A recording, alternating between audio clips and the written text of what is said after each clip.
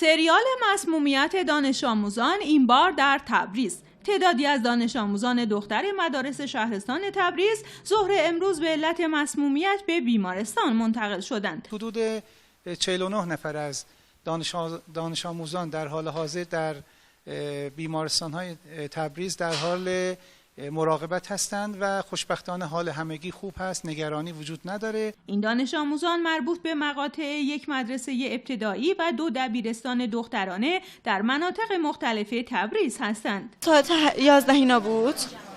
2 نفر از بچه‌ها کلا مریض شدن، اونا رو با آمبولانس آوردن اینجا. بعد کم کم ما هم دیگه مریض شدیم، سرگیجه گرفتیم، حالمون خراب شد. بعد حالت تهوع هم داشتیم. یه گاز شیرینی پخش شد توی کلاس، حالا هممون بد شد. بعد سرفه داشتیم، گلومون درد میکرد، از چشامون آب میومد، ولی خب معلمینا قبول نمیکردن. یه بوی عجیبی میومد از کلاس. بعد اینکه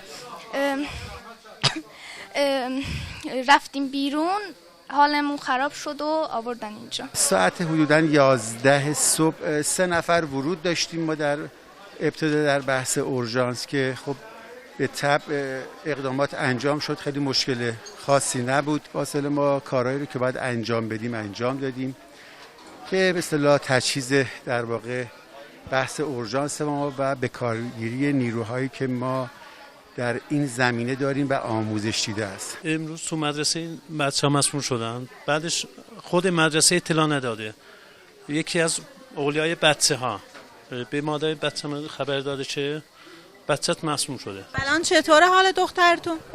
تقریبا با عنایت مسئولین بیمارستان حالش خوبه. از ساعت 9 آوردن اینجا، ساعت 2 به ما اطلاع دادن که همچین چیزی موردی پیش اومدم. من یه جورایی تو ترافیک خودم رو بهم رسوندم، من تا دیدم که این وضعیتش خوب نیست. رفتم داخل با مدیر حرف بزنم، تقریبا یه 20 دقیقه داخل سالن بودم.